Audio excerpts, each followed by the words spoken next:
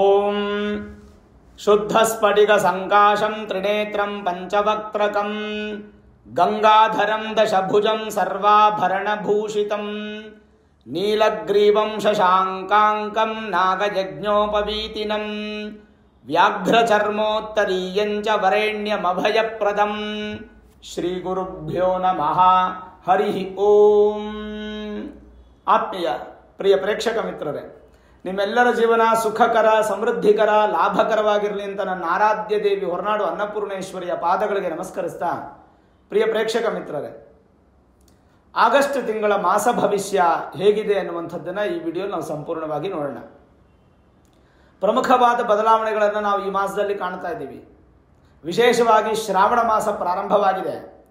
ಎಲ್ಲ ಪ್ರಿಯ ವೀಕ್ಷಕರಿಗೂ ಕೂಡ ಹಬ್ಬಗಳ ಮಾಸ, ಶ್ರಾವಣ ಮಾಸದ ಹಾರ್ದಿಕ ಶುಭಾಶಯಗಳು.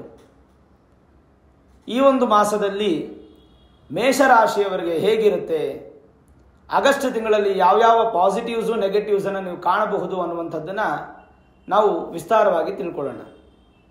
ಮುಖ್ಯವಾಗಿ ಈ ತಿಂಗಳಲ್ಲಿ ಬದಲಾವಣೆಗಳೇನಪ್ಪ ಅಂದರೆ, 17ನೇ ತಾರೀಕು, ಆಗಸ್ಟ್ 17ನೇ ತಾರೀಕು ರವಿ ಅಂದರೆ ಸೂರ್ಯ ನಿಮ್ಮ ರಾಶಿಯಿಂದ 5ನೇ ಮನೆಗೆ ಹೋಗ್ತಾರೆ. ಅಂದರೆ 4ನೇ ಮನೆಯಲ್ಲಿದ್ದಂಥ ಸೂರ್ಯ 5ನೇ ಮನೆಗೆ ಹೋಗ್ತಾರೆ. ಇದೊಂದು ಮೇಜರ್ ಪ್ಲಸ್ ಪಾಯಿಂಟ್. ಆದರೆ 20ನೇ ತಾರೀಕು, ಆಗಸ್ಟ್ 20ನೇ ತಾರೀಕು ಶುಕ್ರ ಕರ್ಕಾಟಕ ರಾಶಿಗೆ ಹೋಗ್ತಾರೆ. ಅಂದರೆ ನಿಮ್ಮ ರಾಶಿಗೆ, ಮೇಷ ರಾಶಿಗೆ ಸುಖ ಸ್ಥಾನಕ್ಕೆ ಬರ್ತಾರೆ.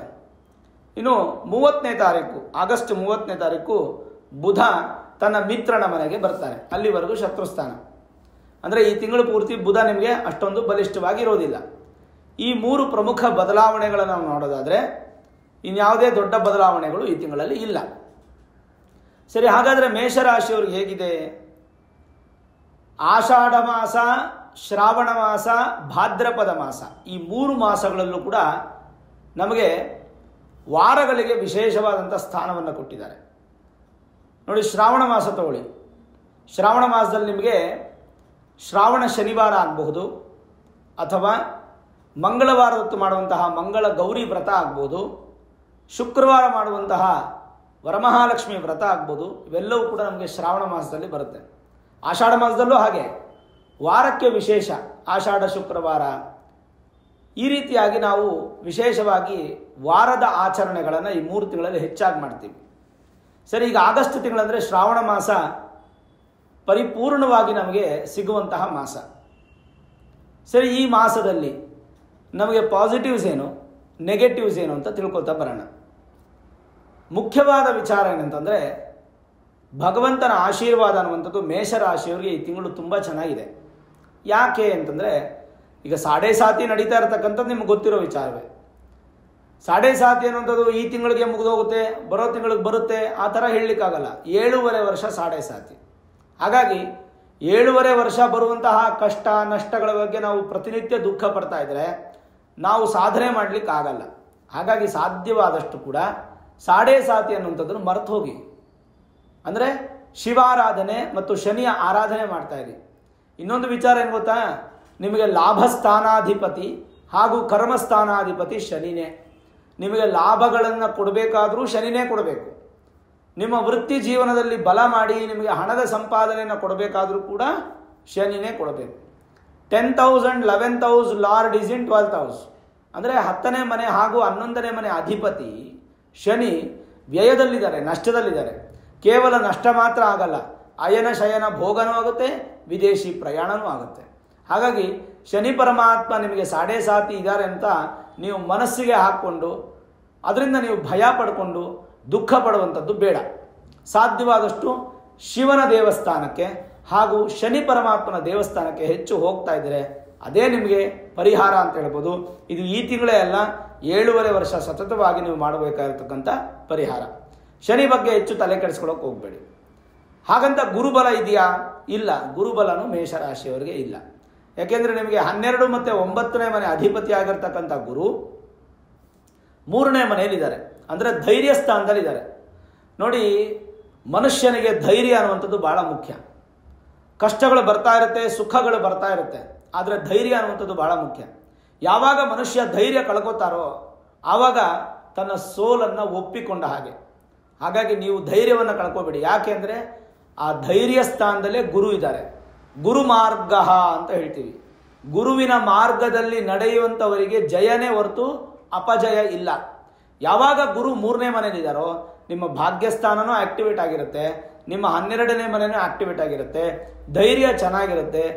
ಭಗವಂತ ಯಾರೋ ಒಂದು ರೂಪದಲ್ಲಿ ಸಪೋರ್ಟ್ ಮಾಡ್ತಾರೆ, ಒಂದು ಸ್ನೇಹಿತನ ರೂಪದಲ್ಲೋ ಅಥವಾ ಒಂದು ಅಣ್ಣ ತಮ್ಮಂದರ ರೂಪದಲ್ಲೋ, ಯಾವುದೋ ರೂಪದಲ್ಲಿ, ಅಪರಿಚಿತ ವ್ಯಕ್ತಿಯ ರೂಪದಲ್ಲೂ ಕೂಡ ನಿಮಗೆ ಸಹಾಯ ಸಿಗುತ್ತೆ.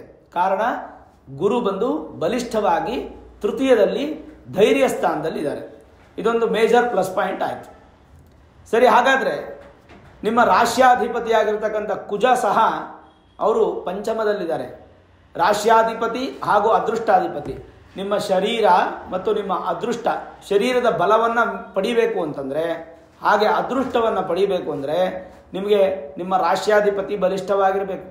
8ನೇ ಮನೆ ಅಧಿಪತಿನೂ ಕುಜನೇ. ಆ ಕುಜ ಪಂಚಮದಲ್ಲಿ ವಿಶೇಷವಾದ ಸ್ಥಾನದಲ್ಲಿ ತನ್ನ ಮಿತ್ರನ ಮನೆಯಲ್ಲಿರೋದ್ರಿಂದ ಸ್ವಾಭಾವಿಕವಾಗಿ ಈ ಒಂದು ತಿಂಗಳಲ್ಲಿ ನಿಮ್ಮ ಶರೀರ ಬಲಿಷ್ಠವಾಗಿರುತ್ತೆ. ಜೊತೆಗೆ ನಿಮ್ಮನ್ನು ಅದೃಷ್ಟದ ಕಡೆಗೆ ಕರ್ಕೊಂಡು ಹೋಗುತ್ತೆ. ಆದರೆ ಆ ಅದೃಷ್ಟವನ್ನು ಹೇಗೆ ಉಪಯೋಗಿಸ್ಕೊತೀರಾ ಅನ್ನುವಂಥದ್ದೇ ಇಲ್ಲಿ ಬಹಳ ಮುಖ್ಯವಾಗಿರ್ತಕ್ಕಂಥ ವಿಚಾರ. ಸರಿ, ಹಾಗಾದರೆ ಕುಜನ ಫಲವನ್ನು ತಿಳ್ಕೊಂಡ್ರಿ. ಮುಖ್ಯವಾಗಿ ಶುಕ್ರನ ಫಲ. ಶುಕ್ರ ನಿಮಗೇನಾಗ್ತಾರೆ? ಶುಕ್ರ ನಿಮಗೆ ಧನಸ್ಥಾನಾಧಿಪತಿ, ಅಂದರೆ ನಿಮಗೆ ಹಣವನ್ನು ಕೊಡುವಂಥವನು, ಆ ಸ್ಥಾನಕ್ಕೆ ಅಧಿಪತಿ, ಕುಟುಂಬ ಸ್ಥಾನಕ್ಕೆ ಅಧಿಪತಿ, ಮತ್ತು ವಿಶೇಷವಾಗಿ ವಿದ್ಯಾಸ್ಥಾನಕ್ಕೆ, ನಿಮ್ಮ ಮಾತಿನ ಸ್ಥಾನಕ್ಕೆ ಹಾಗೂ ವಿವಾಹ ಸ್ಥಾನಕ್ಕೆ, ಇಷ್ಟಕ್ಕೂ ಅಧಿಪತಿಯಾದಂಥ ಶುಕ್ರ ಸುಖಸ್ಥಾನದಲ್ಲಿ ಚತುರ್ಥ ಭಾವದಲ್ಲಿದ್ದಾರೆ. ಏನು ಹೇಳುತ್ತೆ ಚತುರ್ಥ ಭಾವ? ಶ್ಲೋಕ ಸಮೇತವಾಗಿ ನಾನು ನಿಮಗೆ ವಿವರಣೆ ಕೊಡ್ತೀನಿ. ವದಂತಿ ವಿದ್ಯಾ ಜನನೀ ಸುಖಾನಿ ಸುಗಂಧಗೋ ಬಂಧು ಮನೋಗುಣಾಂಶ್ಚ ಮಹೀಪಯ ನಕ್ಷಿತ ಮಂದಿರಾಣಿ ಚತುರ್ಥ ಭಾವ ಪ್ರಭವಾನಿ ತಜ್ಞಾ ಅಂತ. ಅಂದರೆ ಉನ್ನತ ವಿದ್ಯೆ, SSLC ಕಂಪ್ಲೀಟ್ ಮಾಡಿದ್ದೀರಾ ಅಂದ್ಕೊಳ್ಳಿ, ಉನ್ನತ ವಿದ್ಯೆ ಮಾಡ್ತಾ ಇದ್ದೀರಾ, ಫಸ್ಟ್ PUC, ಸೆಕೆಂಡ್ PUC ಅಥವಾ ಸಿಂಗಲ್ ಡಿಗ್ರಿ. ಆ ವಿದ್ಯೆಗೆ 4ನೇ ಮನೆ ಅಧಿಪತಿ ಆಗುತ್ತೆ. 4ನೇ ಮನೆ ಅಧಿಪತಿ ಚಂದ್ರ, ಆದರೆ 4ನೇ ಮನೆಯಲ್ಲಿರುವಂಥ ಗ್ರಹ ಶುಕ್ರ. ಹಾಗಾಗಿ ವಿದ್ಯಾಭ್ಯಾಸದಲ್ಲಿ, ಜೊತೆಗೆ ಜನನೀ ಸುಖ ಅಂದರೆ ತಾಯಿಯ ಒಂದು ಸುಖ ಅನ್ನುವಂಥದ್ದು ಈ ತಿಂಗಳು ನಿಮಗೆ ಹೆಚ್ಚು ಸಿಗುತ್ತೆ. ತಾಯಿಯ ಆಶೀರ್ವಾದ ಬಹಳ ದೊಡ್ಡ ಪ್ರಮಾಣದಲ್ಲಿ ಸಿಗುತ್ತೆ. ಸುಗಂಧ ದ್ರವ್ಯಗಳನ್ನು ಹೆಚ್ಚು ಕೊಳ್ತೀರಾ, ಅಂದದ ಮೇಲೆ ಹೆಚ್ಚು ಆಸೆ ಬರುತ್ತೆ ನಿಮಗೆ. ಈ ಒಂದು ಪ್ರಕೃತಿಯನ್ನು ಬಹಳ ಚೆನ್ನಾಗಿ ಅಂದವಾಗಿ ನೋಡ್ತೀರಾ ನೀವು. ಮತ್ತು ಬಂಧುಗಳ ಜೊತೆಗೆ ಬಹಳ ಸಾಮರಸ್ಯ ಜೀವನ ನಿಮಗೆ ಪ್ರಾಪ್ತಿಯಾಗುತ್ತೆ. ಇವೆಲ್ಲವೂ ಕೂಡ ಮಂದಿರಗಳ ದರ್ಶನ, ಇವೆಲ್ಲವೂ ಕೂಡ ನಿಮಗೆ 4ನೇ ಮನೆ ಶುಕ್ರನಿಂದ ಫಲ. ಆದರೆ ಶುಕ್ರ 4ನೇ ಮನೆ ಇದ್ದಾಗ ಸುಖೇ ಅನ್ನುವಂತಹ ಒಂದು ಶಬ್ದವನ್ನು ಬರುತ್ತೆ. ಅದು ಪೂರ್ತಿ ಹೇಳೋದಾದರೆ ಸುವಾಹನ ಸುಮಂದಿರಾಭರಣ ವಸ್ತ್ರ ಗಂಧಂ ಸುಖೇ ಅಂದರೆ ವಾಹನ ಯೋಗ. ಯಾರಾದರೂ ನೂತನ ವಾಹನ ಖರೀದಿ ಮಾಡಬೇಕು ಅಂದರೆ ಈ ತಿಂಗಳು ನಿಮಗೆ ಪ್ರಾಶಸ್ತ್ಯವಾಗಿದೆ. ಮೇಷರಾಶಿಯವರಿಗೆ ವಾಹನ ಆಯಿತು, ಮಂದಿರ ದರ್ಶನಗಳು ತುಂಬ ಚೆನ್ನಾಗಿರುತ್ತೆ. ಆಭರಣ ವಸ್ತ್ರ, ಆಭರಣಗಳು ಅಂದರೆ ಬಂಗಾರ ಬೆಳ್ಳಿ ಇತ್ಯಾದಿ ಆಭರಣಗಳು, ವಸ್ತ್ರಗಳನ್ನು ಹೆಚ್ಚು ಕೊಳ್ತೀರಾ, ಹೆಚ್ಚು ಮೋಹ ಜಾಸ್ತಿ ನಿಮಗೆ. ಅದಕ್ಕೆ ನೋಡಿ, ನಾನು ಇನ್ನೊಂದು ಹೇಳ್ತೀನಿ ನಿಮಗೆ. 18ನೇ ತಾರೀಕು, ಆಗಸ್ಟ್ 18ನೇ ತಾರೀಕು 2025 ಸೋಮವಾರ, ಅವತ್ತು ಶ್ರಾವಣ ಬಹುಳ ಪಂಚಮಿ. ಅವತ್ತಿನ ದಿನ ಮೃಗಶಿರ ನಕ್ಷತ್ರ, ಮಹಾನಕ್ಷತ್ರ, ಕುಜನ ನಕ್ಷತ್ರ. ಆಸ್ ಪರ್ ನ್ಯೂಮರಾಲಜಿ ಕುಜನ ಸಂಖ್ಯೆ 9, ಆ ಡೇಟ್ ಸಂಖ್ಯೆ 18. 1 + 8 = 9. ಅಂದರೆ 9 ಅಂದರೆ ಕುಜ, ಈ ಕಡೆ 9 ಅಂದರೆ ಕುಜ, ಈ ಕಡೆ ಮೃಗಶಿರ ನಕ್ಷತ್ರಕ್ಕೆ ಅಧಿಪತಿ ಕುಜ. ಅವತ್ತು ಹರ್ಷಯೋಗ. ಹಾಗಾಗಿ ಈಗ ನಿಮ್ಗೆ ಏನು ಹೇಳುತ್ತೆ? ಸುವಾಹನ ಸುಮಂದಿರಾಭರಣ, ಆಭರಣವನ್ನು ಕೊಳ್ಳುವಂತಹ ವಿಶೇಷವಾದಂತಹ ಸ್ಥಾನಕ್ಕೆ ಬಂದು ಶುಕ್ರ ಕೂತಿದ್ದಾರೆ. 18ನೇ ತಾರೀಕು ಮೃಗಶಿರ ನಕ್ಷತ್ರದ ದಿನ, ಆಗಸ್ಟ್ ತಿಂಗಳಲ್ಲಿ ಆಭರಣವನ್ನು ಕೊಳ್ಳೋದಕ್ಕೆ ಅದ್ಭುತವಾದಂಥ ದಿನ. ನೀವೇನಾದರೂ ಬಂಗಾರ ತಗೊಳ್ಬೇಕು ಅಂತಿದ್ರೆ, ದುಡ್ಡನ್ನು ಸ್ವಲ್ಪ ಸೇರಿಸಿಟ್ಕೊಂಡಿದ್ರೆ, ಬಂಗಾರ ಹೆಂಡತಿಗೋ ಅಥವಾ ನಿಮ್ಮ ಮಕ್ಕಳಿಗೋ ಅಥವಾ ಹೆಂಡತಿ ಗಂಡನಿಗೆ ಪ್ರೆಸೆಂಟ್ ಮಾಡೋಕ್ಕೋ ಈ ಥರದ್ದು ಏನಾದರೂ ಅಂದ್ಕೊಂಡಿದ್ರೆ, ಇನ್ವೆಸ್ಟ್ಮೆಂಟ್ ಪರ್ಪಸ್ಗೆ ಬಂಗಾರ ತೊಗೊಳ್ಬೇಕಂತಿದ್ರೆ 18ನೇ ತಾರೀಕು ಬಂಗಾರ ತಗೊಳ್ಳಿ. ಆಗಸ್ಟ್ 18 ಅವತ್ತು ನಿಮಗೆ ಕೈಗೆ ಬಂದು ನಿಲ್ಲುತ್ತೆ. ನಿಮ್ಮ ಜೊತೆಗೆ ಅದು ಸಹಬಾಳ್ವೆ ಮಾಡುತ್ತೆ. ನಿಮ್ಮ ಮನೆಯಿಂದ ಹೊರಗಡೆ ಹೋಗದೆ ಸುಸ್ಥಿರವಾಗಿ ನಿಲ್ಲುತ್ತೆ. ಅದನ್ನು ಅಡ ಇಡೋದು, ಬ್ಯಾಂಕ್ಗೆ ಇಟ್ಟು ಲೋನ್ ತಗೊಳ್ಳೋದು ಈ ಥರದ್ದು ಏನೂ ಆಗದೆ ನಿಮಗೆ ಭಗವಂತನ ಆಶೀರ್ವಾದ ತೃಪ್ತಿಯಾಗಿ ಸಿಗುತ್ತೆ. ಹಾಗಾಗಿ 18ನೇ ತಾರೀಕು ಗೋಲ್ಡ್ ಅಂದರೆ ಬಂಗಾರವನ್ನು ಖರೀದಿ ಮಾಡಿ, ಭಾಳ ಒಳ್ಳೆಯದಿದೆ ನಿಮಗೆ. ಹಾಗೆ ಇದೆಲ್ಲವೂ ಕೂಡ ಸುಖೆ, ಸುವಾಹನ, ಸುಮಂದಿರಾಭರಣ, ವಸ್ತ್ರ, ಗಂಧಂ ಸುಖೆ. ಇಷ್ಟು ಸುಖವು ಕೂಡ ನಿಮಗೆ ಶುಕ್ರ ಕೊಡ್ತಾನೆ. ಜೊತೆಗೆ ಚತುರ್ಥದಲ್ಲಿರಲು ವಾಹನ, ಗೃಹ, ಆಭರಣ, ವಸ್ತ್ರ, ಸುಗಂಧ ದ್ರವ್ಯ, ಸಕಲ ಭೋಗ ಭಾಗ್ಯಗಳ ಸಮೃದ್ಧಿಯನ್ನು ಶುಕ್ರನು ನೀಡುವನು. ಸುಖಾನಿ ಸರ್ವಾಣಿ ಕರೋತಿ ಅಂದರೆ ಎಲ್ಲ ಕಡೆ ಸುಖವನ್ನು ಕೊಡ್ತಾನೆ, ಪ್ರಾಪ್ತಿಯಾಗುತ್ತೆ ನಿಮಗೆ. ವಿಲಾಸಿಗಳಾಗ್ತೀರಾ ಅಂದರೆ ತುಂಬ ತುಂಬ ಲೈಫನ್ನು ಎಂಜಾಯ್ ಮಾಡ್ತೀರಾ ಮೇಷರಾಶಿಯವರು ಈ ತಿಂಗಳು. ಮತ್ತು ಮಾತೃಮೂಲದ ಸಂಪತ್ತುಗಳು ವೃದ್ಧಿಯಾಗುತ್ತೆ. ಮತ್ತು ಕಾಂತಿಪೂರ್ಣವಾದ ದೇಹ, ಮುಖದಲ್ಲಿ ಬಹಳ ದೊಡ್ಡ ವರ್ಚಸ್ಸು ಅನ್ನುವಂಥದ್ದು ನಿಮಗೆ ಪ್ರಾಪ್ತಿಯಾಗುತ್ತೆ. ಸಂಗೀತ ಇದ್ರ ಮೇಲೆ ಹೆಚ್ಚು ಆಸಕ್ತಿಯನ್ನು ಹೊಂದುತ್ತೀರಾ. ಸಹೃದಯವಾಗಿರ್ತಕ್ಕಂಥ ಒಂದು ಮನಸ್ಸು ನಿಮಗೆ ಪ್ರಾಪ್ತಿಯಾಗುತ್ತೆ. ಸುಖ ಜೀವನ ಇವೆಲ್ಲವೂ ಕೂಡ ನಿಮಗೆ ಶುಕ್ರನಿಂದ ಪ್ರಾಪ್ತಿಯಾಗತ್ತೆ. ಅಲ್ಲಿಗೆ ಶುಕ್ರ ಫಲ ನೋಡಿದ್ರಲ್ಲ. ಶುಕ್ರನ ಫಲದ ಜೊತೆಗೆ ಇನ್ನೂ ವಿಶೇಷ ಏನಪ್ಪಾ ಅಂತಂದ್ರೆ 5ನೇ ಮನೆಯಲ್ಲಿ ರವಿ ಇರ್ತಾರೆ. ಅಂದರೆ ನಾನು ಪ್ರಾರಂಭದಲ್ಲಿದೆ 17ನೇ ತಾರೀಕು ಸೂರ್ಯ ತನ್ನ ಸ್ವಕ್ಷೇತ್ರಕ್ಕೆ ಬರ್ತಾರೆ. ನಿಮ್ಮ ರಾಶಿಗೆ ಪಂಚಮ ಸ್ಥಾನ. ಪಂಚಮ ಸ್ಥಾನಕ್ಕೆ ಸೂರ್ಯ ಬಂದರೆ ಎಷ್ಟು ಫಲ ಅಂತಂದರೆ ಬಹಳ ವಿಶೇಷವಾದಂಥ ಫಲ. ಯಾಕೆ ಅಂತಂದರೆ ಭಗವಂತನ ಆಶೀರ್ವಾದ ಅನ್ನುವಂಥದ್ದು ಎಲ್ಲರಿಗೂ ಎಲ್ಲ ಥರದಲ್ಲೂ ಸಿಗಲ್ಲ. 5ನೇ ಮನೆ ವಿಶೇಷವಾಗಿ ನಮಗೆ ಪೂರ್ವ ಪುಣ್ಯ ಅಂತ ಕರಿತೀವಿ ನಾವು. ಪೂರ್ವ ಪುಣ್ಯ ಸ್ಥಾನಕ್ಕೆ ಬಂದಾಗ ಏನು ಹೇಳುತ್ತೆ? ಮಂತ್ರ ಮಾತೃ ತನೂಜಾಹ ಪಂಚಮ ಭಾತ್ ಸೌ ಮನಸ್ಯತಿ ಚಿಂತ್ಯಂ. ಹೆಚ್ಚು ಮಂತ್ರಗಳು ಕೇಳ್ತೀರಾ ಅಂದರೆ ಶ್ಲೋಕಗಳು, ಮಂತ್ರಗಳು ಕೇಳ್ತೀರಾ. ಭಗವಂತನ ಆಶೀರ್ವಾದ ತೃಪ್ತಿಯಾಗಿ ಸಿಗುತ್ತೆ. ಬೃಹತ್ ಜಾತಕದಲ್ಲಿ ಬಹಳ ವಿಶೇಷವಾಗಿ ಹೇಳುತ್ತೆ, 5ನೇ ಮನೆಗೆ ಸೂರ್ಯ ಬಂದಾಗ, ತನ್ನ ಸ್ವಕ್ಷೇತ್ರಕ್ಕೆ ಬಂದಾಗ ಬಹಳ ಬಲಿಷ್ಠವಾದ ಫಲಗಳನ್ನು ಕೊಡ್ತಾನೆ. ಏನೇನು? ಸಂತಾನ ಸಂಪತ್ತು ವೃದ್ಧಿ ಆಗುತ್ತೆ. ನೋಡಿ, ಸಂಪತ್ತು ಅಂದರೆ ಕೇವಲ ಹಣ, ಬಂಗಾರ, ನಿಧಿ ಇತ್ಯಾದಿಗಳು ಮಾತ್ರ ಅಲ್ಲ. ಸಂಪತ್ತು ಅಂದರೆ ಸಂತಾನವೂ ಒಂದು ಸಂಪತ್ತು. ಹಾಗಾಗಿ ಸಂತಾನ ಅಪೇಕ್ಷಿತ ದಂಪತಿಗಳಿಗೆ ಈ ಒಂದು ತಿಂಗಳು ಅತ್ಯಂತ ಮಧುರ, ಬಹಳ ವಿಶೇಷ. ನೀವು ದಂಪತಿಗಳು ಪ್ರಯತ್ನ ಪಡಿ, ಖಂಡಿತವಾಗಲೂ ಈ ತಿಂಗಳು ಸಂತಾನಕ್ಕೆ ನಿಮಗೆ ಬಹಳ ಚೆನ್ನಾಗಿ ಅನುಕೂಲ ಆಗುತ್ತೆ. ಮತ್ತು ಜವಾಬ್ದಾರಿ ಹೆಚ್ಚು ಬರುತ್ತೆ. ನಿಮಗೆ ಜವಾಬ್ದಾರಿಗಳು ತುಂಬ ಜಾಸ್ತಿ ಆಗುತ್ತೆ. ಸ್ವಲ್ಪ ಉದರ ರೋಗಗಳು ಅಂದರೆ ಹೊಟ್ಟೆ ಸಂಬಂಧಪಟ್ಟಂಥ ರೋಗಗಳು ಬರುವ ಸಾಧ್ಯತೆ ಇರುತ್ತೆ. ಅದ್ರ ಜೊತೆ ಸ್ವಲ್ಪ ಗಮನವನ್ನು ಕೊಟ್ಟರೆ ತುಂಬ ಒಳ್ಳೆಯದು. ಗ್ರಾಮಗಳಲ್ಲಿ ಹೆಚ್ಚು ಜೀವನ ಮಾಡಬೇಕು ಅಂತ ಆಸೆ ಪಡ್ತೀರಾ. ಪ್ರಕೃತಿ ಜೊತೆ ನಿಮ್ಮ ಸಂಬಂಧವನ್ನು ಹೆಚ್ಚು ಬೆಳೆಸ್ಕೋತೀರಾ. ವ್ಯವಸಾಯ ಮಾಡಬೇಕು, ಮತ್ತು ಏನಾದರೂ ಹೈನುಗಾರಿಕೆ ಮಾಡಬೇಕು, ಪ್ರಕೃತಿ ಜೊತೆ ನಿಮ್ಮ ಜೀವನವನ್ನು ಮಾಡಬೇಕು ಅಂತ ತುಂಬ ತುಂಬ ಆಸೆ ಪಡುವಂಥ ವ್ಯಕ್ತಿಗಳಾಗ್ತೀರಾ. ಹಾಗಾದರೆ ನೆಗೆಟಿವೇ ಇಲ್ವಾ? ಖಂಡಿತ ಇದೆ. ಯಾಕೆ ನೆಗೆಟಿವ್ ಇದೆ ಅಂತಂದರೆ, ಯಾವಾಗ ಕುಜ ನಿಮಗೆ 6ನೇ ಮನೆಗೆ ಬರ್ತಾರೋ, ನಿಮ್ಮ ರಾಶಿಯಾಧಿಪತಿ ಅಂದರೆ ಪಂಚಮದಲ್ಲಿದ್ದು ಷಷ್ಠಕ್ಕೆ ಬರ್ತಾರೋ, 5 ಮತ್ತು 6ನೇ ಮನೆ ಸ್ಥಾನವನ್ನು ಹೇಗೆ ಹಂಚ್ಕೋತಾರೋ, 6ನೇ ಮನೆಯಲ್ಲಿ ಕುಜ ಇದ್ದಾಗ ಸ್ವಲ್ಪ ಕಳವಳ ಬರುವಂಥ ಸಾಧ್ಯತೆಗಳಿರುತ್ತೆ. ಇನ್ಸೆಕ್ಯೂರ್ ಬರುತ್ತೆ. ಪ್ರಾರಂಭದಲ್ಲೇ ಗುರು ಧೈರ್ಯವನ್ನು ಕೊಟ್ಟರೆ ಸ್ವಲ್ಪ ಹೋಗ್ತಾ ಹೋಗ್ತಾ ಹೋಗ್ತಾ ಇನ್ಸೆಕ್ಯೂರ್ ಬರುತ್ತೆ. ಆದರೆ ಭಯ ಪಡಬಾರ್ದು, ಧೈರ್ಯವಾಗಿ ಮುಂದೋಗಬೇಕು. ಅದು ಬಂದಾಯಿತು. ಜೊತೆಗೆ ವಿದ್ಯೆಯಲ್ಲಿ ತೊಂದರೆ ಇಲ್ಲ, ಉದ್ಯೋಗದಲ್ಲಿ ತೊಂದರೆ ಇಲ್ಲ, ವ್ಯಾಪಾರದಲ್ಲಿ ಸ್ವಲ್ಪ ನೆಗೆಟಿವ್ ಆಗುವಂಥ ಸಾಧ್ಯತೆ, ಸ್ವಲ್ಪ ಯಶಸ್ಸು ಸುಖ ವ್ಯಾಪಾರದಲ್ಲಿ ಕಡಿಮೆ. ಒಂಚೂರು ನಿಮ್ಗೇನಾಗುತ್ತೆ, ಮೈಂಡು ನಿಮಗೆ ಕಂಟ್ರೋಲ್ ಸಿಗಲ್ಲ, ಔಟ್ ಆಫ್ ಕಂಟ್ರೋಲ್ ಆಗುತ್ತೆ. ತನ್ಮೂಲಕ ನಿಮ್ಗೆ ಸ್ವಲ್ಪ ಕನ್ಫ್ಯೂಷನ್ ಆಗಿ ಆ ಕನ್ಫ್ಯೂಷನ್ ಸ್ಟೇಜಲ್ಲಿ ಸ್ವಲ್ಪ ವ್ಯತ್ಯಾಸಗಳು ಮಾಡ್ಕೋತೀರಾ. ಹಾಗಾಗಿ ಸಾಧ್ಯವಾದಷ್ಟು ಕೂಡ ಅದನ್ನೊಂಚೂರು ಬ್ಯಾಲೆನ್ಸ್ ಮಾಡುವಂಥದ್ದು ಭಾಳ ಒಳ್ಳೆಯದು. ಏನಪ್ಪ ಒಂದು ನೆಗೆಟಿವ್ ಈ ತಿಂಗಳು ನಿಮಗೆ ಅಂತಂದರೆ, ಮೇಜರ್ ನೆಗೆಟಿವ್ ಅಂತಂದರೆ ನಿಮ್ಮ ಮಾತಿಂದ ಒಂದು ಸ್ವಲ್ಪ ಬೇಸರ ಆಗುವಂಥ ಸಾಧ್ಯತೆ, ಮಾತಿಂದ ಸ್ವಲ್ಪ ಬೇಜಾರು ಬೇರೆಯವ್ರಿಗೂ ಆಗುತ್ತೆ. ನಿಮ್ಮ ಮಾತು, ಅಯ್ಯೋ ನಾನು ಹಿಂಗೆ ಮಾತಾಡಬಾರ್ದಾಗಿತ್ತು, ತಪ್ಪು ಮಾಡಿಬಿಟ್ಟೆ, ಆತ್ರಪಟ್ಟು ಮಾತಾಡ್ಬಿಟ್ಟೆ, ಸರಿ ಮಾಡ್ಕೊಳ್ಳೋಣ, ನಾನೇ ಕ್ಷಮಾಪಣೆ ಕೇಳ್ಬಿಡೋಣ, ಹಾಗೆ ನೀವು ತುಂಬ ಡೌನ್ ಟು ಅರ್ಥ ಆಗಿಬಿಡ್ತೀರಾ. ಹಾಗಾಗಿ ನಿಮ್ಮ ಮಾತು ನಿಮಗೆ ಈ ತಿಂಗಳು ಸ್ವಲ್ಪ ಸಮಸ್ಯೆಗಳನ್ನು ಉಂಟು ಮಾಡುವಂಥ ಸಾಧ್ಯತೆ ಇರುತ್ತೆ. ಆಮೇಲೆ ಈ ತಿಂಗಳು ಎಷ್ಟು ವಿಶೇಷ ನೋಡಿ, ಈಗ ನಿಮ್ಮ ರಾಶ್ಯಾಧಿಪತಿ ಕುಜಾನೇ ಅಲ್ವಾ, ಅಂಗಾರಕ ಜಯಂತಿ ಬರ್ತಾ ಇದೆ ಕಣ್ರಿ, ಭಾಳ ಒಳ್ಳೆಯದು. 7ನೇ ತಾರೀಕು ಆಗಸ್ಟ್ 7ನೇ ತಾರೀಕು ಅಂಗಾರಕ ಜಯಂತಿ.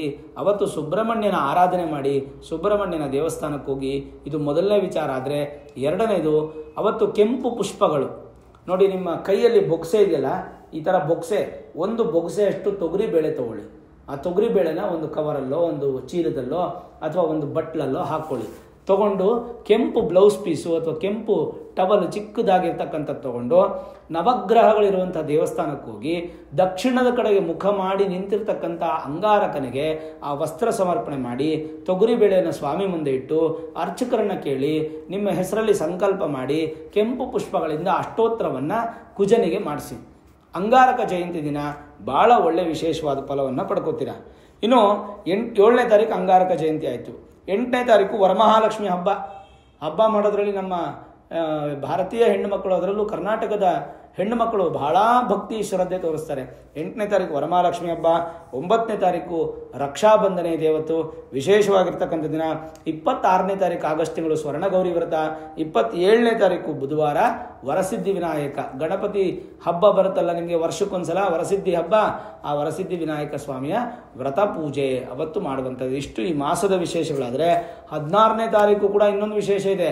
ಶ್ರೀಕೃಷ್ಣ ಜನ್ಮಾಷ್ಟಮಿ ಅವತ್ತು, ಗೋಕುಲಾಷ್ಟಮಿ ಅಂತ ಹೇಳ್ತೀವಿ. ಹಾಗಾಗಿ ಕೃಷ್ಣನ ಆರಾಧನೆ, ಯಾರ್ಯಾರಿಗೆ ಸಂತಾನಕ್ಕೆ ತೊಂದರೆ ಇದೆಯೋ 16ನೇ ತಾರೀಕು ಕೃಷ್ಣನನ್ನು ಆರಾಧನೆ ಮಾಡಿ ಸಂತಾನ ಖಂಡಿತ ಆಗುತ್ತೆ. ಆ ಭಗವಂತನ ಆಶೀರ್ವಾದ ಬಿದ್ದರೆ ದೊಡ್ಡ ವಿಚಾರ ಅಲ್ಲ, ಸಂತಾನ ಅಪೇಕ್ಷಿತ ದಂಪತಿಗಳು ಕೂಡ ಶುಭ ಫಲ ಬರುತ್ತೆ. ಇನ್ನು 4 ಶ್ರಾವಣ ಶನಿವಾರಗಳು ಬರುತ್ತೆ. ಈ ಶ್ರಾವಣ ಶನಿವಾರ ಗೋವಿಂದ ಗೋವಿಂದ ಅಂಥೇಳಿ ಆ ಗೋವಿಂದನನ್ನು ಆರಾಧನೆ ಮಾಡುವಂತಹ ದಿನ. ಭಿಕ್ಷೆಯನ್ನು ಮಾಡಿ, ಎಷ್ಟೋ ದೊಡ್ಡ ದೊಡ್ಡ ಸ್ಥಾನದಲ್ಲಿರ್ತಕ್ಕಂಥವ್ರು ಕೂಡ ಭಿಕ್ಷಾಟನೆಯನ್ನು ಮಾಡ್ತಾರೆ. ಆ ಭಿಕ್ಷೆ ಅನ್ನುವಂಥದ್ದು ವಿಶೇಷ ಮತ್ತು ಅದ್ಭುತ.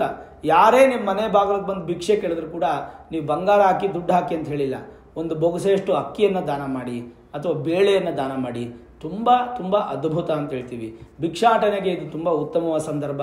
ಅವರೇನು ಗತಿ ಇಲ್ಲದೆ ಭಿಕ್ಷೆಗೆ ಬರಲ್ಲ. ಈ ಸಮಯದಲ್ಲಿ ಭಿಕ್ಷಾನ್ನವನ್ನು ತಿಂದರೆ ಆ ಗೋವಿಂದನ ಒಂದು ಪೂಜೆಯನ್ನು ಮಾಡಿದಷ್ಟು ವಿಶೇಷ. ಹಾಗಾಗಿ ಬಂದಂಥವ್ರಿಗೆ ನೀವು ಭಿಕ್ಷೆಯನ್ನು ಕೊಡಿ. ಶ್ರಾವಣ ಶನಿವಾರಗಳು ಯಾವಾಗ ಬರುತ್ತೆ? ಆಗಸ್ಟ್ 2ನೇ ತಾರೀಕು ಮೊದಲನೇ ಶನಿವಾರ, ಆಗಸ್ಟ್ 9ನೇ ತಾರೀಕು 2ನೇ ಶನಿವಾರ, ಆಗಸ್ಟ್ 16ನೇ ತಾರೀಕು 3ನೇ ಶನಿವಾರ, ಆಗಸ್ಟ್ 23ನೇ ತಾರೀಕು 4ನೇ ಶನಿವಾರ ಬರುತ್ತೆ. 4 ಶನಿವಾರನೂ ಗೋವಿಂದನ ದರ್ಶನ, ಗೋವಿಂದನ ಆರಾಧನೆ ಮಾಡಿ ಖಂಡಿತವಾಗಲೂ ನಿಮಗೆ ವಿಶೇಷವಾದ ಫಲ ಸಿಗುತ್ತೆ. ಹಾಗಾಗಿ ಈ ತಿಂಗಳಲ್ಲಿ ಹೆಚ್ಚು ಸಮಸ್ಯೆಗಳನ್ನುವಂಥದ್ದಿಲ್ಲ, ಎಲ್ಲ ಶುಭವೇ, ಸಂತೋಷವೇ ಪ್ರಾಪ್ತಿ ಆಗ್ತಾ ಇದೆ. ಭಗವಂತನ ಅನುಗ್ರಹ ಆಶೀರ್ವಾದ ಹೆಚ್ಚು ಪ್ರಮಾಣದಲ್ಲಿ ನಿಮಗೆ ಸಿಗ್ತಾ ಇರೋದ್ರಲ್ಲಿ ಸಂದೇಹನೇ ಇಲ್ಲ. ಆದಷ್ಟು ಕೂಡ ಧೈರ್ಯವನ್ನು ಇಟ್ಕೊಳ್ಳಿ. ಸಾಡೆ ಸಾತಿ ಬಗ್ಗೆ ತಲೆ ಕೆಡಿಸ್ಕೋಬೇಡಿ. ನಿತ್ಯ ಭಗವಂತನನ್ನು ಆರಾಧನೆ ಮಾಡಿ ಖಂಡಿತವಾಗಲೂ ನಿಮಗೆ ಯಥೇಚ್ಛ ಫಲ, ವಿಶೇಷ ಫಲ ಭಗವಂತ ಕೊಟ್ಟು ನಿಮಗೆ ಸುಖವಾಗಿಡ್ತಾನೆ ಅನ್ನೋದ್ರಲ್ಲಿ ಯಾವುದೇ ಸಂಶಯ ಇಲ್ಲ. ವೀಕ್ಷಕರೇ, ನೋಡಿದ್ರಲ್ಲ ಆಗಸ್ಟ್ ತಿಂಗಳ ಮಾಸ ಭವಿಷ್ಯ ಮೇಷರಾಶಿಯವರಿಗೆ ಹೇಗಿರುತ್ತೆ, ಪರಿಹಾರ ಏನು ಅಂತ. ಈ ವಿಡಿಯೋ ಇಷ್ಟ ಆಗಿದ್ದರೆ ಲೈಕ್ ಮಾಡಿ, ಶೇರ್ ಮಾಡಿ, ಮುಖ್ಯವಾಗಿ ನಮ್ಮ ಚಾನಲ್ಗೆ ಸಬ್ಸ್ಕ್ರೈಬ್ ಮಾಡಿ, ಬೆಲ್ ಐಕಾನನ್ನು ಪ್ರೆಸ್ ಮಾಡಿ. ಪ್ರತಿನಿತ್ಯ ನಾನು ಪೂಜೆ ಮಾಡುವಂತಹ ನನ್ನ ಆರಾಧ್ಯ ದೇವಿ ಹೊರನಾಡು ಅನ್ನಪೂರ್ಣೇಶ್ವರಿಯ ಆಶೀರ್ವಾದ ಅನುಗ್ರಹ ಸದಾಕಾಲ ಮತ್ತೊಮ್ಮೆ ನಿಮಗೆ ಸಿಗಲಿ ಅಂತ ಪ್ರಾರ್ಥನೆ ಮಾಡ್ತಾ, ಸರ್ವೇ ಜನಾಃ ಸುಖಿನೋ ಭವಂತು, ಸಮಸ್ತ ಸನ್ಮಂಗಳಾನಿ ಭವಂತು.